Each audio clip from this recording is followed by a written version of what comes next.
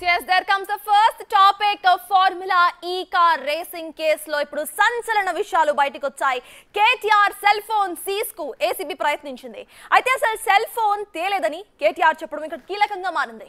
ఈ నెల 18 లోపు ఈ రేస్ హయాంలో వాడిన సెల్ ఫోన్స్ అన్నిటినీ కూడా సబ్మిట్ చేయాలని ఏసీబీ ఇప్పటికే ఆదేశించింది. ఎంక్వైరీ సందర్భంగా కేటీఆర్ ను 7 గంటల పాటు ఏసీబీ అధికారులు ప్రశ్నించారు కూడా. ఇటు కేటీఆర్ ను ఏసీబీ ప్రశ్నించడం ఇది రెండోసారి.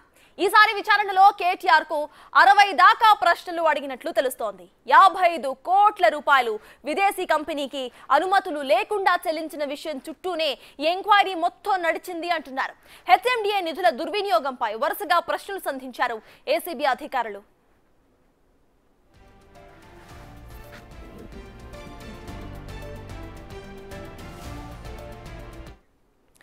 ఫార్ములా ఈ రేసింగ్ కేసులో అసలు కేటీఆర్ ఏవన్గా ఉన్నారు. ప్రభుత్వ సంస్థల అనుమతి లేకుండానే విదేశీ సంస్థకు నిధులు చెల్లించారు అన్నది ప్రధాన అభియోగం. కేటీఆర్ ఇప్పటికే ఈ ఏడాది జనవరిలోనే ఏసీబీ విచారణకు హాజరు కూడా అయ్యారు. కేటీఆర్ ఎంక్వైరీ సందర్భంగా ఏసీబీ ఆఫీస్ దగ్గర పోలీసులు భారీగా మోహరించారు కూడా. అసలు ఆఫీస్ ముందు బ్యారికేడ్స్ ఏర్పాటు చేశారు. కేటీఆర్ వెంట అడ్వకేట్ రామచంద్రరావు వచ్చారు. కేటీఆర్ ను ACB director Tarun Joshi, joint director Rituraj, DSP Majid Khan విచారించారు. ఫార్ములా ఈ కార్ రేసింగ్ కేసు దర్యాప్తు అధికారిగా మాజిద్ ఖాన్ ఉన్నారు. ఈ కేసులో ఫిర్యాదుదారు గత మున్సిపల్ శాఖ ప్రిన్సిపల్ సెక్రటరీ దానకిషోర్ స్టేట్మెంట్ ఆధారంగా ఈ విచారణ కొనసాగింది. ఈ కేసులో A2గా ఉన్న senior IAS Aravind Kumar, HMDA మాజీ చీఫ్ ఇంజనీర్ బిఎల్ఎన్ రెడ్డిలు ఇచ్చిన స్టేట్మెంట్ ముందు ఉంచి ప్రశ్నించినట్టుగా తెలుస్తోంది. ఎఫ్ఈఓతో ఒప్పందాలు, నిధుల బదిలీల అంశాలు, కేబినెట్ ఆమోదం, ఆర్థిక శాఖ అనుమతి లేకుండా అసలు ఎందుకు నగదు బదిలీ చేశారు అనేది ప్రశ్నించినట్లుగా తెలుస్తోంది.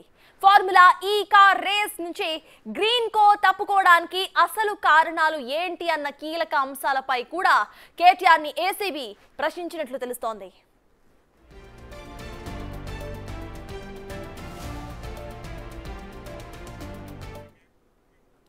అక్రమ కేసులు పెట్టి పైశాచిక ఆనందం పొందుతున్నారని 6 నెలల నుంచి విచారణ జరుపుతున్నారు. అసలు ఏం తేల్చారు అని కేటీఆర్ ఎంక్వైరీ సందర్భంగా ప్రశ్నించారు. చట్టాలు, కోర్టులపై గౌరవం ఉందని 3 సార్లు కాదు 30 సార్లు పిలిచినా సరే విచారణకు తప్పనిసరిగా హాజరవుతానని అన్నారు కేటీఆర్. అక్రమ కేసులకు భయపడబోమని జైలుకు వెళ్లడానికి కూడా తాను సిద్ధంగా ఉన్నారని అన్నారు. లై డిటెక్టర్ పరీక్షకు కూడా సిద్ధమని చెప్పుకొచ్చారు కేటీఆర్.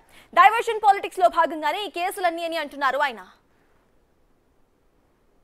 పిలిస్తే మళ్ళా పోయినాం. ఎందుకంటే చట్టాన్ని గౌరవించే వ్యక్తులుగా, న్యాయస్థానాల మీద నమ్మకం ఉన్న వ్యక్తులుగా నువ్వు ఎన్నిసార్లు పిలిస్తే అన్నిసార్లు వస్తా అని చెప్పిన పొద్దున్నుంచి 9 గంటలు ఒకటే క్వశ్చన్, అటు తిప్పి అడుగుడు, ఇటు తిప్పి అడుగుడు, తిరులమరలేసి మరల తిరలేసి అడిగిందే అడిగి నేను కుల్లం చెప్పిన ఇప్పుడే హరీష్ రావు గారు చెప్పినట్టు ఈడికెళ్ళి ఎట్టి పరిస్థితుల్లో ఫార్ములా ఈ రేస్ పోవద్దు అని చెప్పి మొదటి సంవత్సరం విజయవంతంగా నిర్వహించిన తర్వాత 2వ సంవత్సరం కూడా ఈడనే ఉండాలి అని చెప్పి ప్రభుత్వ పరంగా విధానపరమైన నిర్ణయం తీసుకున్నాము. తీసుకొని మరి కొంత డబ్బులు చెల్లించినాం. 1 రూపాయి కాదు కదా, 1 పైసా కూడా అవినీతి జరగలేదు. ఈడికెళ్ళి పైస పోయింది, అక్కడ ఉన్నది, ఇలా అవినీతి ఎక్కడ ఉంది అనే అవినీతి నిరోధక శాఖ అధికారులను అడిగినాం. సమాధానం లేదు. బెబ్బెబ్బే ఏంది అంటే ఫైల్ ఇటు పోయిందా, ఇటుకెళ్ళి పోయిందా, నువ్వు కుడి చేపులకి వెళ్ళి ఇచ్చినావో పైసలు, ఎడమ జేబులకి వెళ్ళి ఇచ్చినావో పైసలు అని చెప్పి పనికిమాలిన ప్రశ్నలు తప్ప, చిట్టినాయుడు రాసిచ్చి పంపిన ప్రశ్నలు తప్ప ఏమీ లేదు విషయం.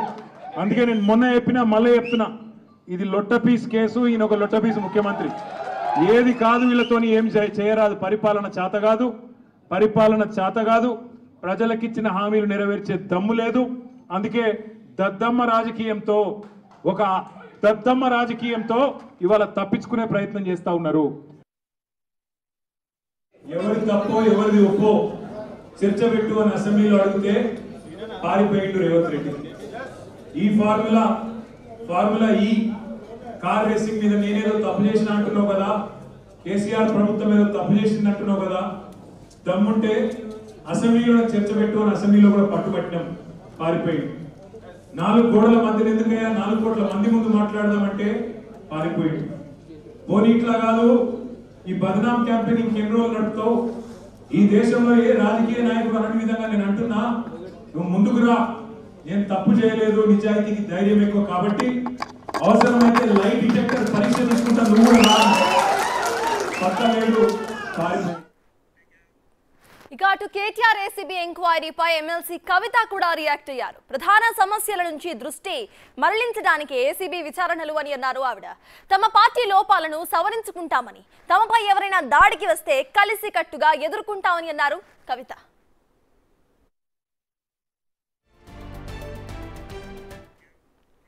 సో కేటీఆర్ పై మండిపడ్డారు ఎమ్మెల్సీ బల్మూరి వెంకట్. చట్టం మీద గౌరవం ఉందని అంటూనే కేటీఆర్ సన్నాయి నొక్కుతున్నాడని విమర్శించారు. సత్య హరిశ్చంద్రుడిలా కేటీఆర్ తెగ బిల్డప్ ఇస్తున్నాడని కూడా అన్నారు ఆయన. అధికారులు 3 సార్లు కాదు 300 సార్లైనా పిలుస్తారు, వెళ్లాల్సిందే అని అన్నారు బల్మూరి వెంకట్. విచారణకి నేను సహకరిస్తా, విచారణకి నేను వెళ్తా, విచారణకి ఎన్నిసార్లు పిలిచినా పోతా అని చెప్పి మాట్లాడుతున్నాం. ఈ ఫార్ములా కార్ రేసింగ్ లో అస్తవ్యస్తంగా దాన్ని నిర్వహించి అడ్డంగా దొరికిపోయిన వ్యక్తివి నువ్వు. మంత్రివర్గ అనుమతి లేకుండా 55 కోట్లు విదేశీ కంపెనీకి పంపించింది నువ్వు. ఆర్బీఐ అనుమతి తీసుకోకుండా డబ్బు పంపించమని చెప్పింది నువ్వు. ఈరోజు దొంగ దొరికిపోయినాక నంగనాచి లెక్క మాటలు మాట్లాడుతున్నావు. సిగ్గుశరం ఉండాలి. ఏదైతే పాటించవలసింది పాటించకుండా, సరైన ప్రొసీజర్ లో చెయ్యకుండా, అడ్డగోలుగా తెలంగాణ ప్రజల సొమ్ముని దుర్వినియోగం చేసి దొరికిపోయి ఈరోజు నీతివంతుల లెక్క ఏమి తప్పు చేయడం లెక్క మాట్లాడుతున్నావు. 3 సార్లు కాదు, దొంగతనం చేసిన వాళ్ళని 300 సార్లు అధికారులు పిలిచినా పోవాల్సిందే, సమాధానం చెప్పాల్సిందే. నిజంగా నువ్వు సత్య హరిశ్చంద్రుడు అయితే ఆ విచారణలో వాస్తవాలు చెప్పి అంగీకరించాల్సిన బాధ్యత నీపైన ఉంటది. అవన్నీ ఫార్ములా ఈ కార్ రేస్ కేసుకు సంబంధించిన ఇన్వెస్టిగేషన్ కు సంబంధించి పూర్తి అప్డేట్స్ మా ప్రతినిధి, మా అసోసియేట్ ఇన్పుట్ ఎడిటర్ నగేష్ అందించడానికి సిద్ధంగా ఉన్నారు. నగేష్, చెప్పండి. ప్రెసెంట్ మనం చూస్తున్నాము 2 సార్లు విచారణకు హాజరయ్యారు. విచారణ అనంతరం కూడా కేటీఆర్ కొన్ని కమెంట్స్ కూడా చేశారు. అసలు విచారణ ఎలా జరుగుతోంది? అడిగిన క్వశ్చన్స్ కి కరెక్ట్ ఆన్సర్స్ ఆయన ఇస్తున్నారా, లేకపోతే ఆయన ఆన్సర్స్ దాటవేస్తున్నారా? దానికి సంబంధించిన అప్డేట్స్ ఏంటి? రాజకీయ విమర్శలను పక్కబెడితే కేటీఆర్ మాత్రం 7 గంటల సేపు ఏసీబీ విచారణ ఎదుర్కొన్నారు. ముఖ్యంగా 9, 10, 11, 12 4 సీజన్లకు సంబంధించి హైదరాబాద్లో ఈ కార్ రేసు నిర్వహించాల్సి ఉంది. కానీ 2022లో కేవలం 9వ సీజన్ మాత్రమే నిర్వహించారు. 10వ సీజన్ వచ్చేసరికి 2023 అక్టోబర్ 10న నిర్వహించాల్సిన ఈ కార్ రేస్ సీజను పూర్తిగా మునిగిపోయిన పరిస్థితి. దాదాపుగా 55 కోట్ల రూపాయల చెల్లింపులు కూడా జరిగాయి. ఇందులో ప్రధానంగా గ్రీన్కో కంపెనీని ఎంటర్ చేశారు. నెక్స్ట్ జెన్ మధ్యవర్తిగా ఎఫ్ఈఓ ఇక్కడ ఈ కార్ రేస్ నిర్వహించేందుకు అన్ని రకాల ఏర్పాట్లు చేశారు. కానీ ఓవరాల్గా ఒప్పందం మాత్రం 600 కోట్లకు 4 సీజన్లు నిర్వహించాల్సి ఉండే. కానీ 4 సీజన్లను 600 కోట్లు చెల్లించకుండా ప్రతి సీజన్కి ఇంత చొప్పున చెల్లిస్తామని చెప్పి అప్పటి మంత్రిగా ఉన్న కేటీఆర్ గ్రీన్కో కంపెనీని అడ్డం పెట్టి ఎఫ్ఈఓతో ఒప్పందం కూర్చుకున్నారు. అందులో 122 కోట్లు 9వ సీజన్కి చెల్లించారు. కానీ 10వ సీజన్కి వచ్చేసరికి 55 కోట్ల రూపాయలు మాత్రమే చెల్లించారు. 45 కోట్ల రూపాయలు మాత్రమే ఎఫ్ఈఓకి అందాయి. అందులో 10 కోట్ల రూపాయలకు సంబంధించి కూడా మతలబ్ జరిగిందనేది ప్రస్తుత ఇన్వెస్టిగేషన్లో కొనసాగుతుంది. కానీ ఆ 45 కోట్లు ముట్టిన తర్వాత కూడా ఈ కార్ రేస్ నిర్వహణ జరిగిందంటే జరగలేదు. ఎఫ్ఈఓ చేతులెత్తేసింది. నిర్వహణ తమ వల్ల కాదు, ఖర్చు భరించలేము, ఇప్పటికే నష్టపోయామని చెప్పి ఎఫ్ఈఓ ఈ కార్ రేస్ నుంచి తప్పించుకుంది. గ్రీన్కో కంపెనీ కూడా అనుభవం లేకున్నా ఒక రియల్ ఎస్టేట్ కంపెనీకి ఈ కార్ రేస్ను అప్పగించారు. గ్రీన్కో కంపెనీ తమకు ఈ కార్ రేస్ నిర్వహణ అప్పజెప్పిన పనిలో భాగంగా క్విడ్ ప్రోకో రూపాన టీఆర్ఎస్ పార్టీకి 30 కోట్ల రూపాయలు ఎలక్ట్రల్ బాండ్ రూపేణా ట్రాన్స్ఫర్ చేశారు. అది కూడా ఇన్వెస్టిగేషన్లో ప్రస్తుతం కొనసాగుతుంది. ముఖ్యంగా ఎఫ్ఈఓ చెప్పిన సమాధానాలపైనే కేటీఆర్ని ప్రశ్నించారు. దాదాపుగా 60 ప్రశ్నలు సంధించారు. ఎఫ్ఈఓని తీసుకురావడానికి తెలంగాణకు ప్రధాన కారణాలేంటి, 750 కోట్ల రూపాయలు తెలంగాణకు పెట్టుబడులు వస్తాయని చెప్పారు. 750 కోట్ల రూపాయల్లో ఎన్ని కంపెనీలు హైదరాబాద్లో ఎస్టాబ్లిష్ అయ్యాయి, ఆ కంపెనీల రూపకల్పన జరిగిన విధానం, అలాగే ఉద్యోగ కల్పన సంబంధించి కూడా కేటీఆర్ ప్రశ్నలు ఎదుర్కొన్న పరిస్థితి. ఎందుకంటే పరిశ్రమల స్థాపనే ప్రధాన ధ్యేయంగా ఈ కార్ రేసును చూపించారు. హైదరాబాద్ బ్రాండ్ ఇమేజ్ పెంచడం కోసమే ఈ కార్ రేసు నిర్వహణ అని చెప్పారని చెప్పి కూడా ఏసీబీ ప్రశ్నలు అడిగింది. చాలా వాటికి కేటీఆర్ మౌనంగా ఉన్నారు. కొన్నిటికి తన ప్రమేయం ఏముంది, హైదరాబాద్ బ్రాండ్ ఇమేజ్ పెంచే భాగంగానే ఎఫ్ఈఓను హైదరాబాద్ తీసుకొచ్చాము. అదంతా కూడా మున్సిపల్ అప్పటి ప్రిన్సిపల్ సెక్రటరీగా ఉన్న అరవింద్ కుమార్తో పాటు బిఎల్ఎన్ రెడ్డి అప్పటి చీఫ్ ఇంజనీర్ చర్యలు తీసుకున్నారు. వాళ్ళే రెగ్యులర్గా వాళ్ళతో మాట్లాడుతూ కమ్యూనికేట్ చేశారని చెప్పి చెప్పుకొచ్చాడు. కానీ విచారణలో భాగంగా గతంలోనే అరవింద్ కుమార్ కానీ, బిఎల్ఎన్ రెడ్డి కానీ, ఎఫ్ఈఓ కానీ, ఎస్ నెక్స్ట్ జెన్ కానీ, గ్రీన్కో కంపెనీ ప్రతినిధులు కానీ మొత్తం ఓవరాల్గా కేటీఆర్నే ప్రధానంగా వేలెత్తి చూపారు. కేటీఆర్ఏ స్వయంగా ఈ కార్ రేసు నిర్వహణ అనేది హైదరాబాద్లో తీసుకురావాలని చెప్పి పట్టుబట్టాడు. దీంతోనే హైదరాబాద్ నడిబొడ్డున సెక్రటరియట్ ముందర భారీ ట్రాక్ను నిర్వహించి దాదాపుగా ఒక వారం రోజుల పాటు తీవ్ర ఇబ్బందులను ప్రజల్ని గురి చేశారు. చాలా వరకు హైదరాబాద్లో ట్రాఫిక్ జామ్ అయింది. ఇవన్నీ కూడా విమర్శలకు గురయ్యాయి. కానీ 2023కు వచ్చేసరికి మొత్తం సీన్ మారిపోయింది. ఈ కార్ నిర్వహణ అనేది చేయలేమని చెప్పి గ్రీన్కో ఆటోమేటిక్గా తప్పించుకుంది.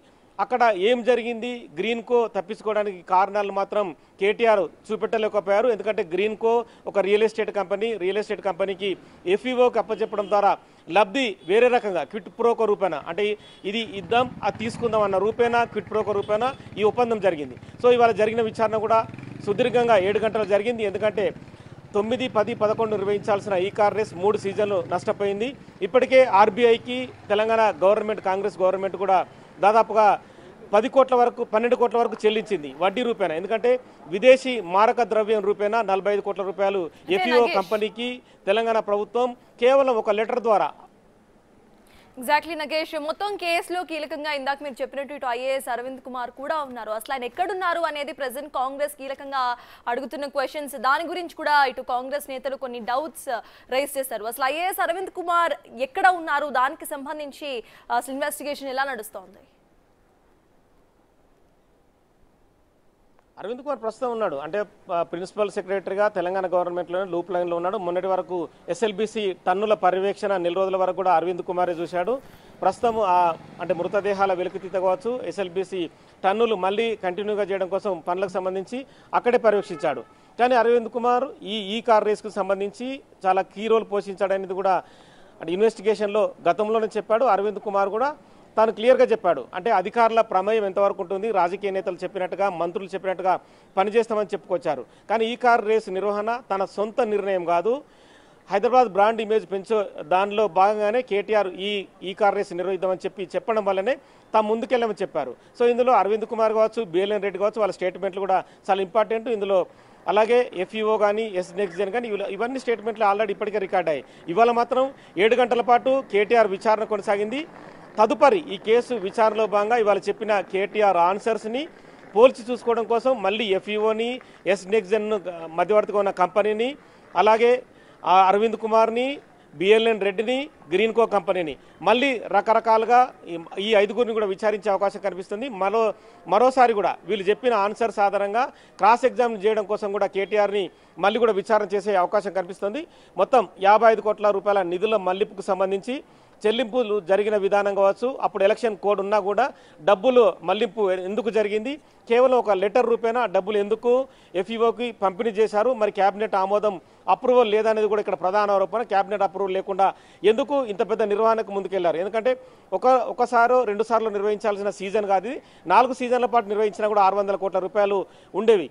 కానీ 600 కోట్ల రూపాయలు పెడితే 750 కోట్ల రూపాయల పెట్టుబడులు వస్తాయని చెప్పారు. మరి ఆ పెట్టుబడులకు సంబంధించి లాంగ్ విత్ క్రాస్ ఎగ్జామినేషన్ ఇక్కడ ఫోన్స్ కూడా కీలకంగా కనిపిస్తున్నాయి, సోర్స్ ఆఫ్ కమ్యూనికేషన్ లాగా. సో ఆ రేస్ టైంలో అసలు యూజ్ చేసిన అన్ని ఫోన్స్ ని కూడా సబ్మిట్ చేయాలని ఇప్పటికే చెప్పినా కూడా కేటీఆర్ ఫోన్స్ ని తీసుకురాని పరిస్థితి మనం చూస్తున్నాం. సో నెక్స్ట్ టైం విచారణ జరిగినప్పుడు కేటీఆర్ ఈ ఫోన్స్ ని సబ్మిట్ చేసే అవకాశం ఉంది అనుకోవాలా? ఖచ్చితంగా అనుకోవాలి. ఎందుకంటే నెక్స్ట్ నోటీసులో కూడా కేటీఆర్ని ఫోన్లన్నీ తీసుకురావాలని చెప్తారు. కానీ 2022 అక్టోబర్లో ఈ కార్ రేసు నిర్వహణ జరిగినప్పుడు అప్పుడు ఏ ఫోన్ వాడాడనేది కూడా తెలియాల్సి ఉంది. అంటే దానికంటే ముందు 6 నెలల ముందు కూడా ఎఫ్ఈఓతో, గ్రీన్కోతో, ఎస్ నెక్స్ట్ జెన్తో మాట్లాడిన సందర్భం కూడా చాలా ఉంటుంది. సో అప్పుడు ఏ ఫోన్లు వాడాడు, ఇప్పుడు ప్రజెంట్ జరుగుతున్న సిచ్యువేషన్లో 2022, 23 నుంచి 25 వరకు అంటే ఎన్నో ఫోన్లు మారి ఉండొచ్చు. కానీ ఇప్పుడు వాడుతున్న ఫోన్లను తీసుకురమ్మన్నారు. గతంలో వాడిన ఫోన్లు ఏమైనా ఉంటే పట్టుకురావాలన్నారు. ఒకవేళ వాడిన ఫోన్లు దొరకకున్నా కూడా ప్రజెంట్ వాడుతున్న ఫోన్లు ఆధారంగా ఐఎంఈఐ నెంబర్ ఆధారంగా పాత ఫోన్లను కూడా రిట్రీట్ చేసే అవకాశం కనిపిస్తుంది. అప్పుడు కమ్యూనికేట్ ఎలా జరిగింది అంటే వీళ్ళ మధ్య జరిగిన సంభాషణ కావచ్చు, వీళ్ళు మెసేజ్లు పాస్ చేసుకోవడం కావచ్చు, ఈమెయిల్స్ ద్వారా ఆన్సర్లు ఇచ్చుకోవడం కావచ్చు, ఇవన్నీ కూడా ఖచ్చితంగా విశ్లేషణ చేసే అవకాశం కనిపిస్తుంది. ఎందుకంటే కేటీఆర్ మధ్య, అరవింద్ కుమార్ మధ్య, కేటీఆర్ మధ్య, బిఎల్ఎన్ రెడ్డి మధ్య, కేటీఆర్ మధ్య, ఎస్ నెక్స్ట్ జెన్ మధ్య, కేటీఆర్ మధ్య, ఎఫ్ఈఓ మధ్య, కేటీఆర్ మధ్య, గ్రీన్కో కంపెనీ మధ్య. సో ఈ కన్వర్జేషన్ అంతా కూడా ఖచ్చితంగా వాళ్ళు డాటాని రిట్రీవ్ చేసి కంపల్సరీ విశ్లేషిస్తారు.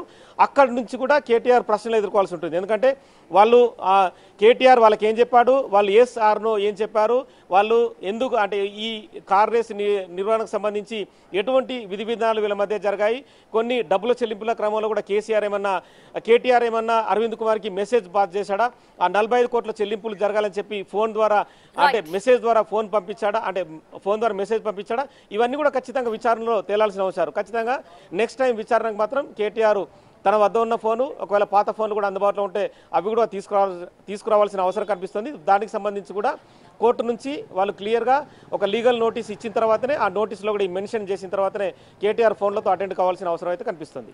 Right, thank you Nagesh. మొత్తానికి ఇటు ఫార్ములా ఈ కార్ రేసింగ్ కేసులో రెండోసారి కేటీఆర్ విచారణకు హాజరయ్యారు. ఇటు 3 సార్లు కాకపోతే 30 సార్లు విచారణకు హాజరవుతారు. వరకు కేటీఆర్ సబ్మిట్ చేయని వైనం మనం చూస్తున్నాం. మరి నెక్స్ట్ టైం విచారణకు హాజరైనప్పుడైనా ఈ ఫోన్స్ ని ఆయన సబ్మిట్ చేస్తారా లేదా అనేది చూడాలి. అండ్ ఈ విచారణ ఇంకా ఎన్ని రోజుల వరకు రాబోతోంది, చార్జ్ షీట్ ఎప్పుడు ఫైల్ చేస్తారనేది కూడా